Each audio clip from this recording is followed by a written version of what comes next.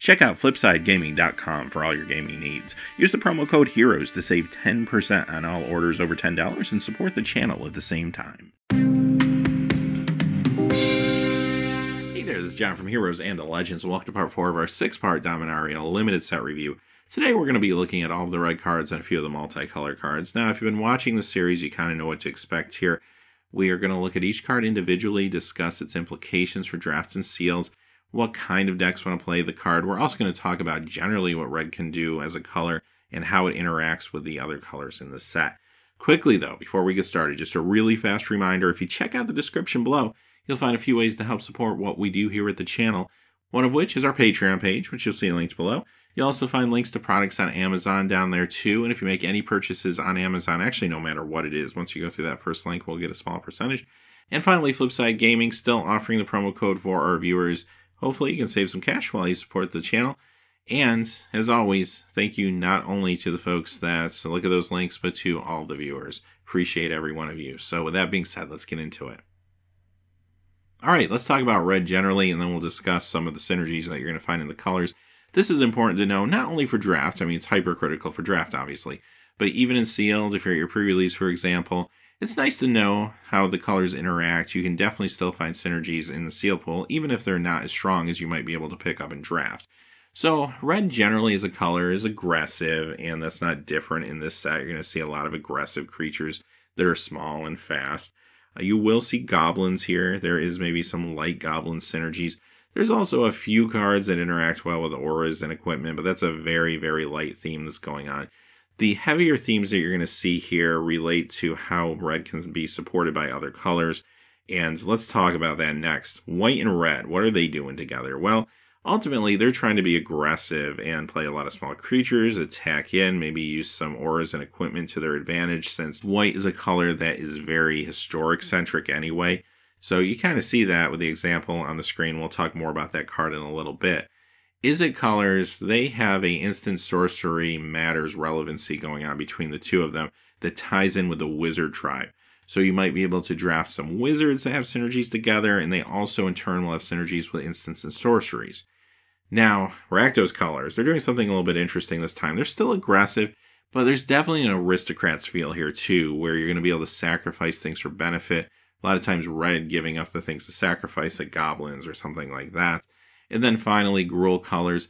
There's a lot of strong kicker synergies between red and green. In fact, even though all the colors mess around with kicker a little bit, red and green are more focused on it. And the extra ramp that green is bringing to the table actually makes those kickers maybe a little more realistic. So now that we know that, let's look at the individual cards. Alright, we're going to begin with Bloodstone Goblin. This is a 2/2 for 2 with upside. I always like those, as you know, if you watch these videos. This one's also a goblin. There's going to be times where that will be relevant for you. And on top of that, whenever you kick a spell, this gets the bonus of +1/+1 in menace till end of turn, so it makes it a little more aggressive. Now, face value, I would say this card probably wants to be played a little more in the Gruul deck because you're going to have more options to kick things and more mana to do that. However, is this bad in any other deck? No, because I say this every video, so let's get it out of the way early.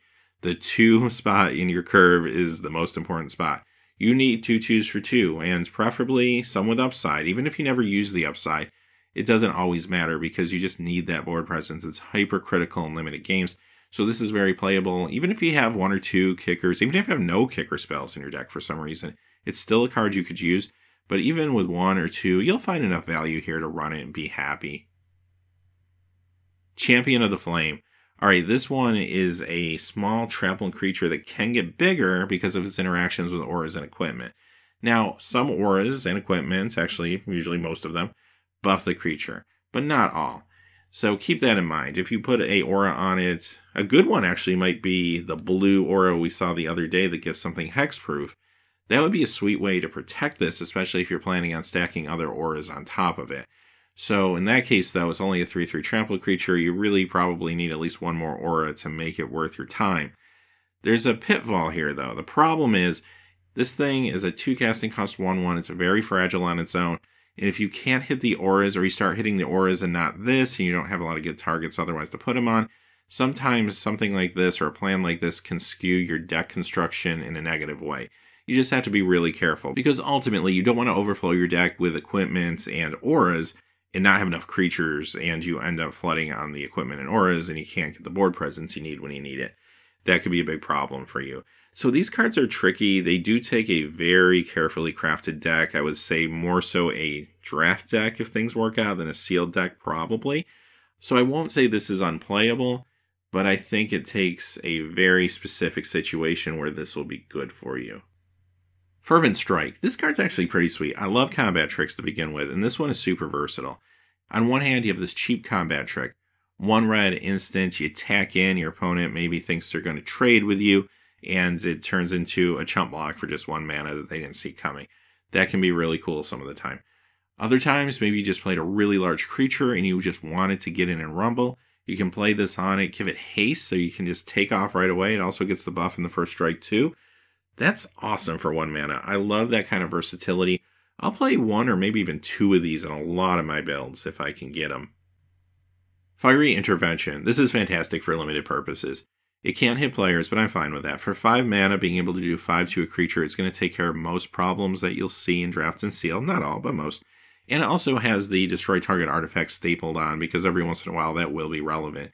Now, granted, this might be better if it didn't have that and it was 1 cheaper to cast, but I don't hate the fact that that's there, because there is going to be the moment where you might actually find yourself in a situation where you decide to destroy the artifact instead.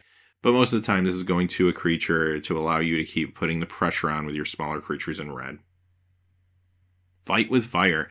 Well, this is kind of interesting, because now you can do 5 damage to target creature for 3 mana. I guess that's the difference in the set between an uncommon and a common. But otherwise, you can also kick this. If you kick it, this card becomes crazy, though. It's a little expensive. 2 red and 7, so they're not playing around with that casting cost. But you get to do 10 damage divided any way you choose among any target. So that could be 10 to the face. You can take out a bunch of other creatures instead and go to the face. Like, depending on what you need to do in that situation, it's super versatile, and it could just simply close out a game. This is huge. Better if you're playing green, obviously, because you might want some ramp behind this. But this is a really nice finisher for maybe a Gruul aggro deck that has a lot of small creatures, and then you're just trying to push across some damage towards the ends. This is a great way to do it. Also, if the board starts to get cluttered and you fall behind and 10 to the face isn't enough, then you have the versatility to start knocking out some important creatures, which could turn the tide as well. So even if I can't get there, and most of the time you probably won't, most of the time you're just going to play this and deal 5 damage to target creature for 3, you're going to be happy then too. Fire Elemental. Oh, here's a good one from the old days. Alpha Beta Unlimited. It's been reprinted many times though since then. And is it good today? Well, it's not that exciting. It's a 5/5 for 5. It's board presence. It's a curve filler. If you need it, it's there for you. Probably more so in sealed than draft. But a lot of times, if you can avoid playing this and play another 5-drop with some abilities or something, you'll be much happier. I mean, there's so many powerful creatures in Magic nowadays with abilities. That's the big difference between the old days and today. Like, in the old days, this card actually seemed pretty good because the board presence was really strong for 5 mana compared to a lot of the 3/3s or 2/2s you were seeing back in those days for the higher casting costs. But without abilities in today's Magic, this is very underwhelming. Fire Fist Adept. Alright, here's our first wizard of the day, and there'll be a whole bunch, I promise. Now, this one is an okay card on its own. It's a 3/3 for 5, and will ping something when it enters the battlefield. Much, much better, though, in conjunction with other wizards and the wizard synergies. And if you have a fair amount of wizards, it doesn't even have to be that many in your deck to make me feel good about this. Like, if I have, like, 3 or 4, yeah, I definitely want to play this. It almost becomes an auto-include. If this is on its own, maybe you don't always play it, but it's not horrible either. If you need a 5-drop, there's worse things. The First Eruption. This is an okay saga, actually. I could see myself running this more often than not. One reason that I wouldn't play it, though, if I have a lot of 1 toughness creatures on the ground, because if I feel like this is going to hurt me in most cases more than it's going to hurt my opponent, I would probably skip this and just play something a little more consistent. Now, if I'm not worried about that, then I usually run it, I would say. Now, if my opponent happens to have a lot of 1 toughness creatures or a token strategy, then I hit the lottery that day, right? That's awesome. The number 2 is good too. I like that mana push. Most of the time that is going to be relevant and helpful. Maybe not all the time, but most of the time. The number 3 sometimes might be awkward for you because you do have to sack a mountain. It's not a May ability. And then at that point, you're doing 3 damage to each creature. So that includes your own. So you do have to take that into account. So it feels like it wants to be a panic button card, but it's a panic button card that takes a few turns to resolve. And that might be too slow some of the time. So that's why I feel a little middle of the road on this one. The mana push is enough, though, to make me feel like I'm probably still running this most of the time anyway. And okay, maybe if I'm not behind, it's a bad draw and I don't even cast it, but that's just the nature of these type of cards anyway. One other trick you could actually do with this card, if maybe you're splashing red, your red source doesn't have to come from a mountain. If you don't have a mountain to sacrifice and you're concerned about how that damage is going to affect your deck, then there is a workaround that number 3. Not something you'll probably utilize all the time, but just something to think about. The Flame Called. Okay, I really like this card. Now I know, discard your hand. That sounds really scary, but it's not. Here's how you use this card. If you're in a normal deck that's just kind of on curve, think of this as a way to draw cards in the late game, because some limited games do get hyper grindy, especially sealed. And a lot of times it comes down to who draws less lands towards the end of the game and draws more heat. Well, this helps you out, because once you start to exhaust your cards and you're drawing too many lands, or you just have no cards in your hands, okay, play this, discard your hand, and if your opponent can't disrupt it, the next turn you're going to draw 2 cards along with the card you drew. That's 3 altogether. That's actually kind of awesome, and might actually turn the tide in a board stall. That could be phenomenal for you. Now, the number 3, if a red source you control would deal damage to a permanent or player this turn, it deals that much damage plus 2 to that permanent or player. So it's a red source. So if you're in 2 colors, like Boros Aggro or something, unfortunately the white creatures won't get the benefit. But that's okay. I mean, hopefully you'll have enough red creatures or burn spells that you can get some benefit from that. And you do have at least another turn to kind of set that up after you draw the cards. So yeah, that's nice, but that might not always be as relevant as just simply drawing the cards, quite honestly. That's the real appeal here. Now, there's other things you could do with this beyond that, because we have seen over the course of the week that there are reasons I might want some things in my graveyard. So, what if I'm playing Reanimation and Rakdos, and I have a really good Reanimation target that I need to get into my graveyard? Discarding my hand actually would help me do that. Also, in green, sometimes putting lands in the graveyard could be helpful with interactions with certain cards. So again, dumping those lands from my hand right into the graveyard could be helpful too. There are other cards in the set that allow you to take things from your graveyard back to your hand, so there's a lot of ways to either make that an advantage or mitigate the disadvantage. This card is actually really, really strong for the 2 mana, I think. This is a great saga. This also has an interesting interaction with the previous card, the First Eruption, because if the 3 resolves on this, then the outpouring of damage from number 1 and number 3 from the previous card actually is a little stronger. Frenzied Rage. Okay, this is a decent enchantment aura. It's cheap. That's what I like most about it. Kind of wants to be in a hyper-aggressive deck, because if you have a lot of small creatures, they can do early damage, but then once they get to the point where they're having trouble connecting in the middle of the game, throw this on one of them, it gets menace and a little buff, could push your damage further into the game. That's nice. So I kind of like what it's trying to do. I'm going to give my typical disclaimer, though. Be smart about this. Play it when your opponent's tapped out or they don't have cards in their hands, so you don't get ultimately 2-for-1 right out of the gate. Eventually, you might get 2-for-1s, and you know what? If you can get damage across or maybe make them block and lose a creature or 2 first, then at least you got something for the 2 mana. And 2 mana, it's not asking a lot to happen, but you want something to happen. So because of the cheap casting cost, I would say I'm okay playing one of these in a deck. And there are synergies in this color. We saw one already between some creatures and auras, so maybe even better in those situations. Just be careful, that's all, but it is still playable. Get to Chronicler. Okay, here's a wizard, and this one is actually pretty decent. It's a 1/3 for 2, first off. And you know what? Is it colors where you're probably going to play this most of the time? They are not necessarily opposed to having 1/3s. Sometimes they're a little more slow, a little more methodical style decks, and having something to gum up the ground for 2 is not always a bad thing. If your opponent's more aggressive and you need to stave off early damage, this will work for you. Now, this gets better, obviously, if you can kick it. The kicker's kind of reasonable, considering it makes the spell 2 red and 4. Not the worst thing in the world in Limited, and what you get for that is being able to return target instant or sorcery card from your graveyard to your hands. Now, Izzet colors, again, really want that more than anything. They're a little more instant sorcery centric. And on top of that, this is also a wizard. Imagine that. It's almost like they planned it. This works with those Izzet wizard strategies too. So there's a lot going on with this card. But you know what? Being able to get a removal spell, for example, out of your graveyard back to your hands in Limited could be a huge play, even for 6 mana. So I actually like this card quite a bit if I'm in that type of strategy. I completely understand that there's a lot of strategies where you're not going to bother running this. But at least for that Izzet strategy that's very wizard and instant sorcery centric, this card is actually really awesome there. Also, if it's in my sideboard and I come up against a hyper aggressive build, maybe I bring it in to again gum up the ground early on. Get 2 Journey Mage. Alright, here's another wizard. Now this one's not one of my favorites in the set. First, it's a 3-2 for 3. I'm not thrilled about those stats. It does trade down. I don't like that.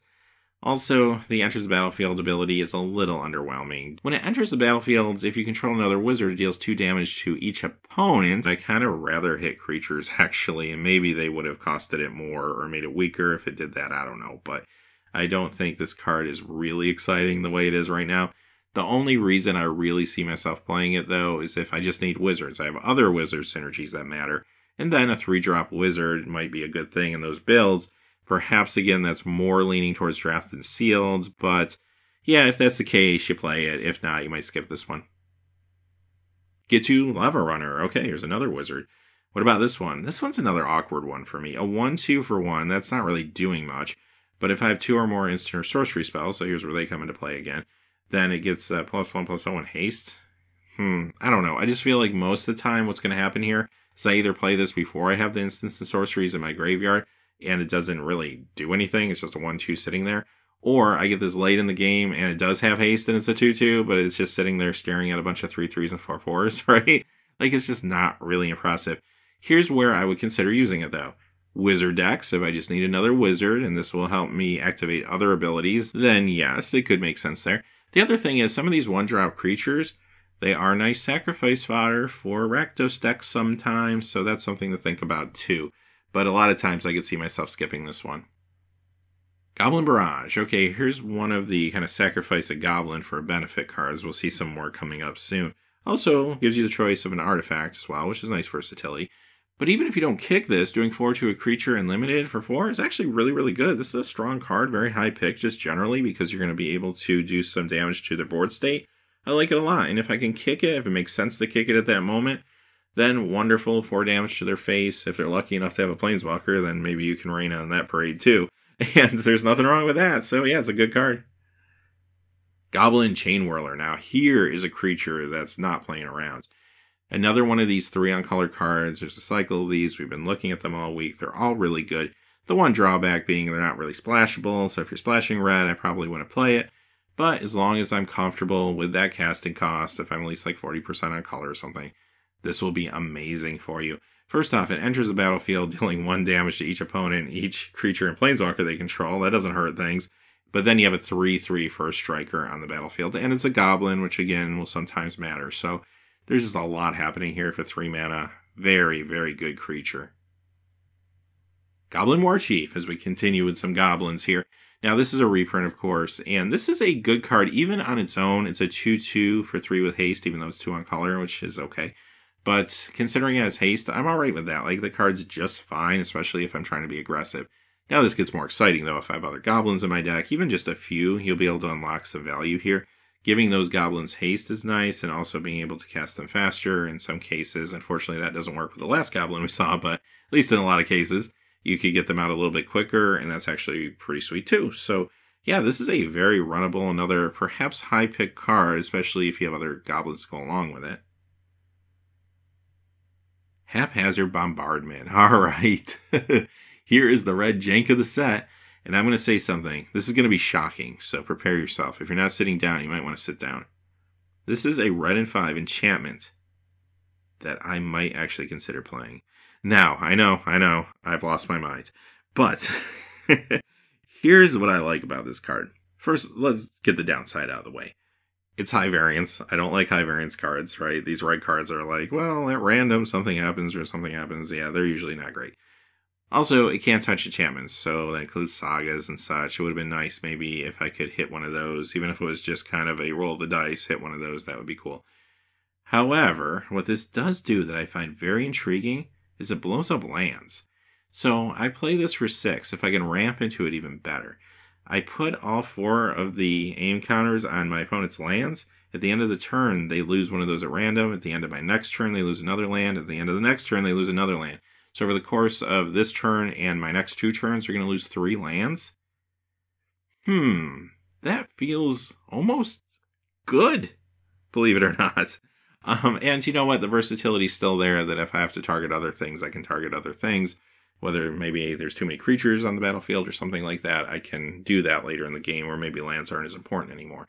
But I feel like just for that versatility, and yes, it's random, and yes, it might not always work out the way I want it to work, and yes, it's expensive, but I kind of want to try this card out. Like, I don't think it's horrible, and I can't believe I'm saying this. Not a high pick for me, though. Like, I'm not going to throw away really good picks and consistent cards for this, but maybe middle of the pack? I might give this a go.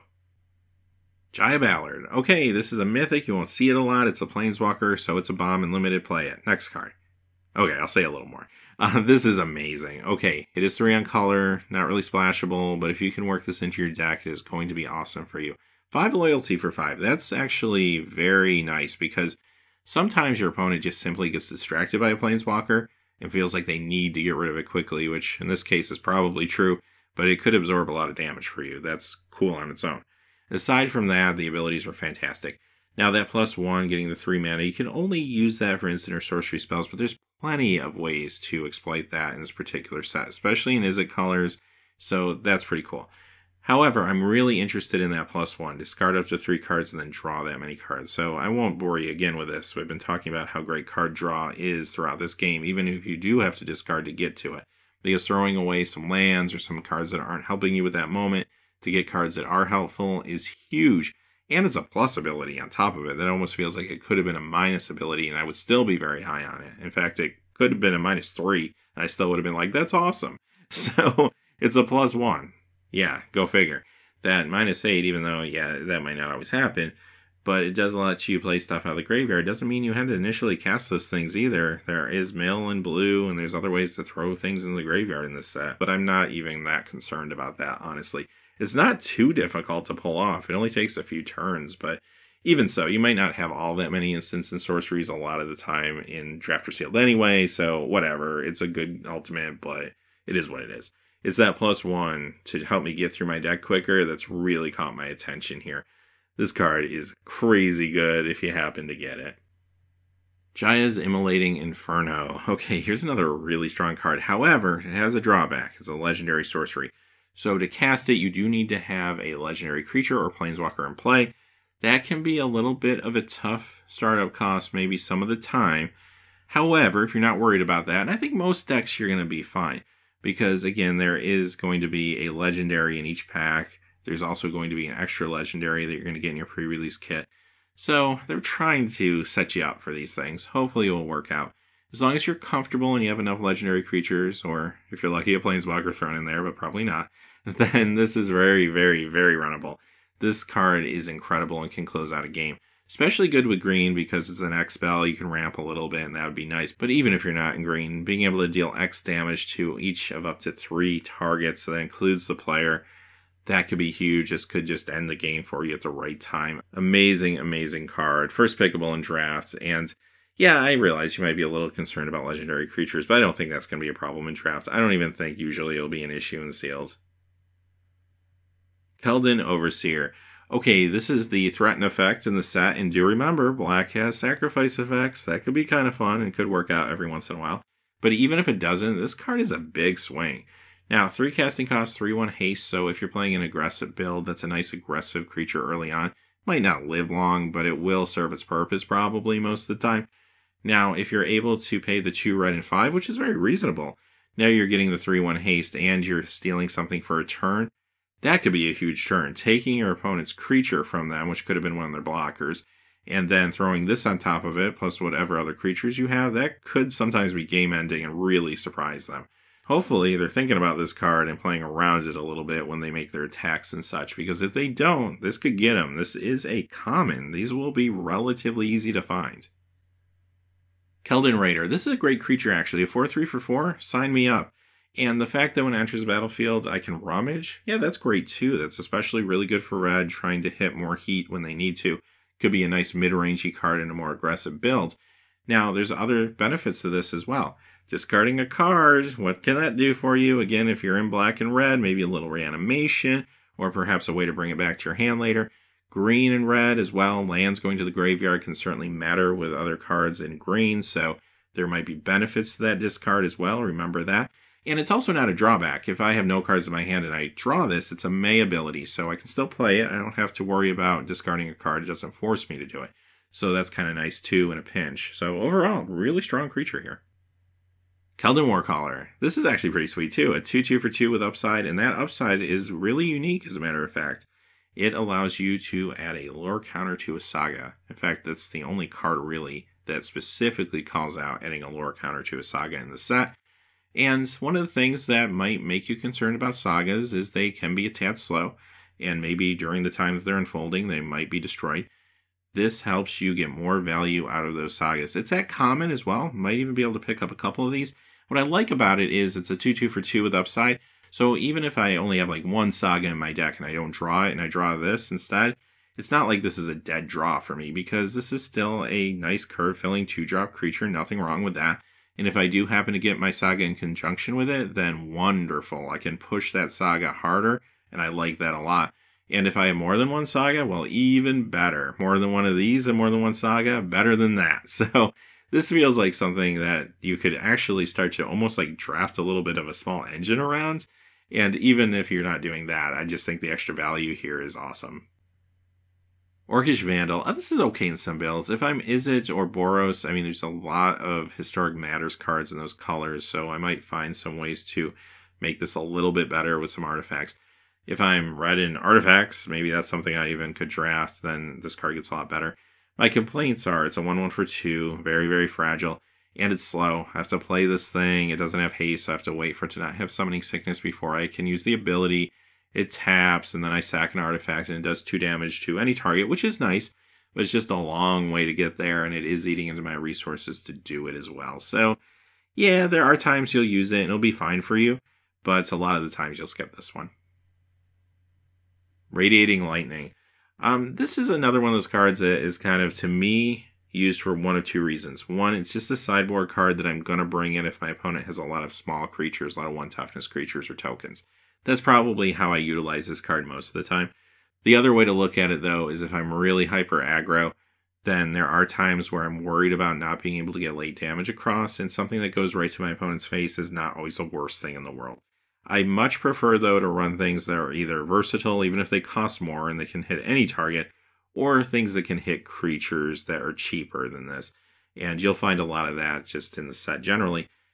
But like I said, this does have its role, even if you don't play it all the time.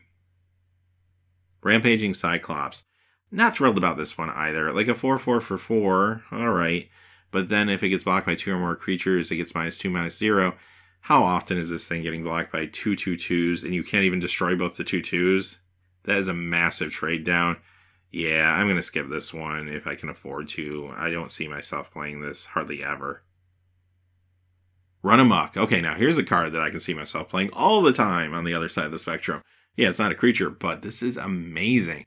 I'd be happy to have a couple of these in my deck. It's also a common, so again, it's another powerful card that could show up in relatively higher quantities, so you do have to play around it a little bit. This is nuts.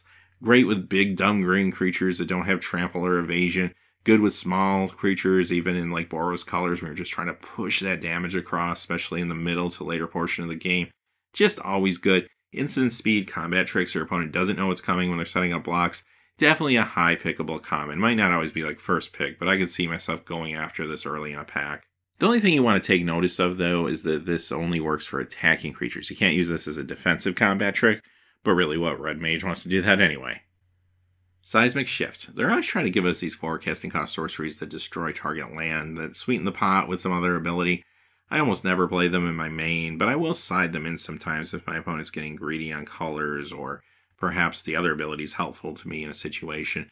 But this one, I would almost consider playing a forecasting cost sorcery that just set up to 2 target creatures can't block this turn, quite honestly. Because, again, in more aggressive decks, this could be a great utility, or in just go tall decks with green, for example, just stompy decks. I might like this as well. Being able to nullify 2 blockers, that could be a really big deal, especially in a board stall. And taking out the lands, I don't know, sometimes collaterally that could be good as well, but for the most part, I can see myself actually main decking this one. Shivan Fire. Another really strong instant here. 2 damage to a creature for just 1 mana. I love that. Early on in the game, you're taking out some of the good 2/2s that could be coming down. And then on top of that, the kicker of just 4, actually still reasonable. A red and 4 to be able to instead do 4 damage to the creature, so it still is relevant later in the game. Yeah, this is another really strong high pick instant burn spell. I like this a lot. I know it can't go to the face, but I still like this card quite a bit. Siege Gang Commander. Good reprint here. This is a strong card. This was actually a strong limited card in Eternal Masters, so I can imagine it will be really good here. 5 casting cost for 5/5 power toughness on the battlefield. There's nothing wrong with that, as a matter of fact, even by today's standards. Yeah, this is actually first pickable. Now, you can sacrifice itself with this ability. That's worth noting. It's also a goblin, so there's synergies there. It creates tokens, which can be used either to sacrifice to this ability or just sacrifice to other stuff as well. So, probably a good card for Rakdos generally, but it's just a good card all around, as a matter of fact. This is first pickable in this set, I think, easily, and probably most packs when it does show up. It is a rare. You won't see it all the time, but it's very, very good. Skirk Prospector. This is a pretty good reprint. I like this a lot, actually. Now, when you look at this, you kind of think, okay, sacrifice a goblin, add 1 red mana. It's a 1/1 for 1, and if I don't have any goblins, is it all that great? Well, it actually can sacrifice itself. So, sacrifice a goblin, including itself. Now, if you look at it that way, this is like a 1/1 for 1 that just kind of banks your mana. So, I play this on the battlefield, and then next turn, it's like having an extra mana. That is not bad on its own. Of course, it could be better with other goblins, but even if you don't have them, this is still extremely playable. If you have things to ramp into, especially mid-rangey things, this will be good for you. And you know what? It's another 1/1 for 1 that's easy sacrifice fodder in a pinch for Rakdos. Skizik, another reprint here. This card was actually pretty good in its day, I'll tell you, Unlimited, and it's still good, I think. The kicker, very affordable, but you know, you don't actually even need to kick it. If you have the extra mana, I mean, just do it. But there are times you will decide to play this on turn 4 as opposed to waiting to turn 5, and it will be probably close to just as good for you. The 5/3 stats are a little fragile, and most likely this isn't going to live long no matter what. But that trample haste, it does perhaps push a little damage across and maybe make them give up a creature for it. Actually feels good for 4 mana, especially in a more aggressive build. Squee the Immortal. This card's phenomenal. This is a first pick card all day long, actually. And so let's talk about how you play fair with it, and then we'll have a little fun with Squee. So, if I'm just playing Magic and I cast this card, and my opponent tries to destroy it or exile it, well, I pay 3, I just keep getting it back. It's very persistent. I can block a big dumb creature that doesn't have evasion, and then cast Squee again, and just do it again for the rest of the game even, as long as I have the resources to do it. So that's awesome. But what else can this do? Well, this is the right set, obviously, for Squee, because we have the sacrifice for benefit elements of black. You can sacrifice this, replay it, sacrifice it, replay it, so on and so forth. That's pretty awesome. You also have mill in blue, so if you happen to mill this, it's not a dead card anymore in your graveyard. You can still play it, almost like you drew a card. Not to mention, even in red alone, there's things you can find to do with this just because of the goblin synergies. You have Siege Gang Commander. Granted, they're both rares, but if it ever were to happen, it will be amazing. And even like Goblin War Chief, making it cheaper to cast. Just a ton of things you can do with this. There's a lot of benefit to this card. You're going to find something cool to do with it, and if you don't for some reason, it's still not bad. Two-Headed Giant. I love that name. Do I play this card, though? It's a high variance card. Yeah, I play it. 4/4 for 4. I don't even care about the variance. I'm not even reading the rest of the card. If something happens, wonderful. Fantastic surprise. I'm just happy with a nice mid-range red creature with good stats. This is an extremely playable card, even if those other effects never actually work out. Balduke, Keeper of the Flame. Okay, base stats not great. 3/2 for 3, not happy there. But this is another card that does interact with auras and equipment. So if you're trying to go down that road, this is a good card for you. I'm going to give you the same warning again, though. Just be careful with deck construction here. You don't want too many things that buff creatures and not enough creatures. So balance your deck accordingly. But if you can work this in and pull it off, it actually could be really good for you. The right enchantment, especially again the blue enchantment we saw the other day that gives something hexproof, is very interesting to me, as well as some of the other cheap ones. And then if you get even 1 or 2 3/1 trample haste creatures every turn to just keep pressure on your opponent, that's actually not bad. And there's some value to be found here for sure. So in the right deck, this does work, but again, if you don't have the auras and the equipment, or you can't make the numbers work out mathematically for you to your liking, then just skip this one. Varric's Bladewing. Don't skip this one. This card's awesome. It is a mythic. You're not going to see it a whole lot. But first off, a 4/4 flyer for 4. You had me. You had me at 4/4 flyer for 4. Now the kicker cost of 3 additional, so 2 red and 5. That's not bad for 8/8 power toughness in the air in the form of 2 4/4 flyers. Yes, this card is a bomb. If you happen to come across it, yes, first pickable. Really amazing creature here in red. Warcry Phoenix. Okay, I know the inclination here is to compare Phoenixes, but don't compare this to like Rekindling Phoenix or anything like that. This is still a very good limited card. A 2/2 flying haste for 4 actually is decent. Like, I'm happy to do that. And then the fact that if I attack with 3 creatures and pay the red and 2, it returns from my graveyard to the battlefield tapped and attacking. So again, a very fast creature. So I do like what this thing is doing. Now, obviously, it's better if I have a lot of smaller creatures that I can continually attack in with to make sure that I'll be able to get this back from my graveyard. So maybe better with token strategies, whether that's just goblin tokens, or if you're going with some sapperlings with green, or even white has a lot of small creatures and a little bit of token creation. So there's definitely some ways you could go there. And if you pull that off, and even if those creatures are running into larger creatures, sometimes it might be worth it. Now, aside from that, again, you do want to remember that they're self-mill, so if this does get milled, there are still applications to get this card into play. That's nice.